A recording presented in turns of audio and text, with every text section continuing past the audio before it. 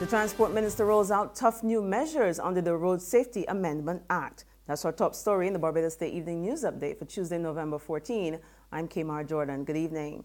Against the backdrop of 24 road deaths so far this year, government is moving to put the brakes on reckless behavior on the roads of Barbados. At this morning's session of Parliament, Transport and Works Minister Michael Lashley announced new rules in a bid to achieve what he called Vision Zero: no more road fatalities.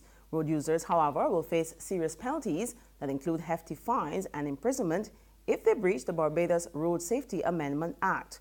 Among the wide-ranging measures, operators of public service and heavy-duty vehicles will have to undergo random drug testing. There is in the road traffic act an offense for driving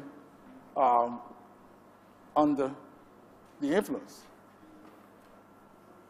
But we believe, again, to keeping in a road safety mandate. And the fact is that the use of alcohol, the use of the consumption of alcohol, the use of any other substance, drugs, whatever, will obviously impair the person who is in control of that vehicle. And we are saying that this amendment is absolutely necessary. Absolutely necessary in promoting and protecting the traveling public, consisting of drivers, passengers, and general road users. Minister Lashley also announced that the much talked about breathalyzer testing will be introduced. He said under the changes to the Act, members of the Royal Barbados Police Force will have the power to request breathalyzer tests from individuals suspected of driving under the influence. We require that making sure that the ability of the Royal Barbados Police Force, once there's reasonable cause, that a person provide a specimen for a breath test, as I said before, where there's reasonable cause that the person driving is under the influence, or where a crash has happened, where the accident has happened, once there's reasonable cause. And of course, there is a mandatory provision with any provision for the police officer to provide a written statement of the circumstances surrounding that investigation. But when debate resumed on the Road Safety Amendment Act in Parliament after lunch, Opposition Leader Mia Motley blasted the government for the lack of consultation on the bill.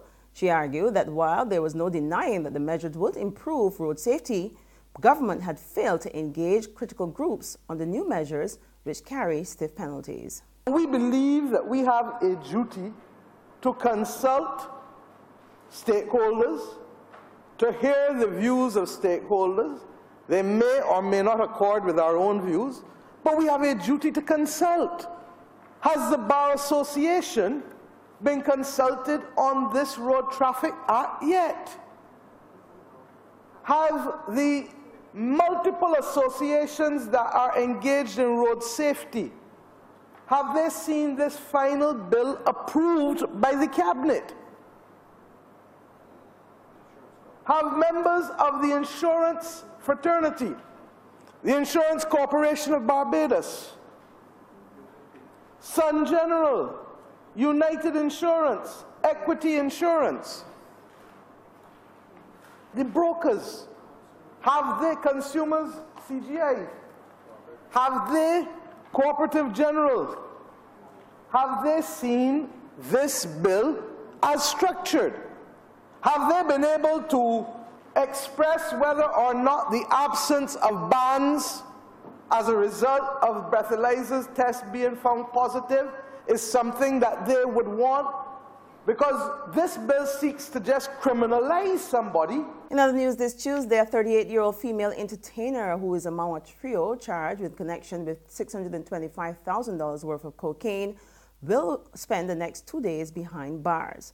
Former Richard Stout Teen Talent winner Betty Griffith Payne, of apartment number 8, West Terrace Heights, St. James, is jointly charged with 35-year-old Marie Griffith, that's her sister, of Phillips Road, Cleves Hill, St. Joseph, and 34-year-old Guyanese national Kwana Quantaberry with possession with the intent to supply, trafficking, and conspiracy to traffic 12 kilos of the illegal substance sometime between November 7 and 10. The two sisters are also jointly charged with knowingly handling the illicit substance during that period. Appearing before Chief Magistrate Christopher Birch in the District C Magistrates Court today, the trio was not required to plead to the indictable charge and was remanded until November 16 when they're due to appear in the District E Magistrates Court. Meantime, Canterbury has pleaded guilty to possession with the intent to supply and trafficking of 1 kilo of cannabis valued at $8,000. However, Canterbury, who was reprimanded and discharged on the supply and trafficking charges, was unable to pay the $10,000 forfeit fine slapped on him for possession of the illegal drugs. He therefore faces the possibility of 6 months in jail. Scores of Barbados Water Authority workers have packed Solidarity House to discuss a wide range of burning issues with their bargaining agent, the Barbados Workers Union. BWU General Secretary Tony Moore had summoned the workers to the talks to provide an update on outstanding concerns. These include current pensions, the Medicare scheme, job promotions, and a policy governing the use of tablets and other things. Well, earlier in the day, the BWU held talks with transport officials in a bid to settle the grievances of Transport Board workers following yesterday's crippling strike action.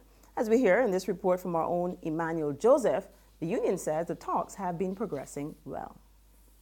Moore told reporters at the union's Solidarity House headquarters this afternoon that even though the discussions with management only lasted a couple hours, the parties made some headway regarding the issue of appointments. Expressing optimism that the follow-up discussions would be productive, Moore said the meeting agreed on a framework to be pursued where the union would submit the names of the employees with 3 or more years on the job to be considered for appointments. She said one of the main grievances related to workers with at least 10 years service but had no job security. The BWU boss also told reporters that a basic structure was agreed on how to continue talks on the safety and security of bus drivers in the coming weeks. Now, these concerns come on the heels of several incidents in recent times where bus drivers were in fear of their lives due to attacks by some passengers, namely school children. Moore said that because there are numerous issues on the table, they decided to prioritize the most grievous and achievable ones, which can be rectified in the shortest possible time. From Solidarity House, Emmanuel Joseph for Barbados Today. There's regional and international news after this short break. Indulge your every craving at this year's Barbados Food and Rum Festival, November 16th to 19th.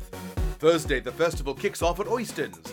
Friday, the Barbados Concord Experience, 8 chefs, 6 mixologists, and the energetic Spice & Company.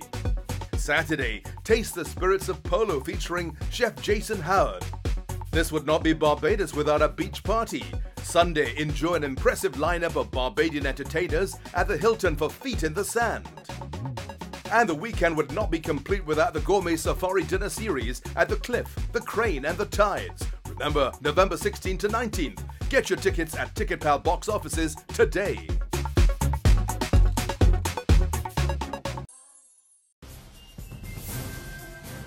To regional happenings now. Against the backdrop of 52 crimes so far this year, St. Lucia's National Security Minister, Senator Herman Gildes Francis, is gearing up to host a national consultation on crime.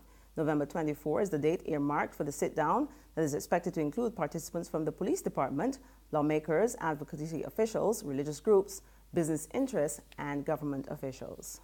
Crime is a major issue for not only for St. Lucia, for the Caribbean, but we need to take a holistic look at it, and that is why I'm trying to have a symposium on the 24th of this month to bring in persons who can give the government some ideas as to how we can solve it. It's not going to be easy. There are going to be social issues. There are going to be issues of facilities, issues of equipment, and all these other things. But I can tell you is that I've spoken to the Prime Minister, and he is very serious about equipping the police and the forensic lab as much and as quickly as possible to solve crime. Further afield in the U.S., at least 5 people are dead, including the gunman involved in a shooting in Northern Carolina's Tehama County. Assistant Sheriff Phil Johnston told reporters police fatally shot the attacker after reports of at least 7 shooting scenes, including one at an elementary school. We had multiple shots fired in Rancho Tehama. That evolved to multiple victims and multiple shots at the school, the elementary school. I am told at this point the suspected shooter is deceased by law enforcement bullets. That's what I'm told. I don't have a list of victims. I don't know how many victims. I know of at least 3 deaths.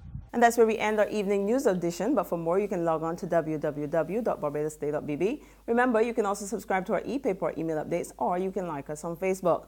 We're also on Izumi Media in bus terminals and Screenplay in the supermarket or a gas station near you. Also, you can check us out on Mix 96.9 FM. I'm Kamar Jordan. Have a fabulous evening and be sure to join us first thing tomorrow morning for our next update.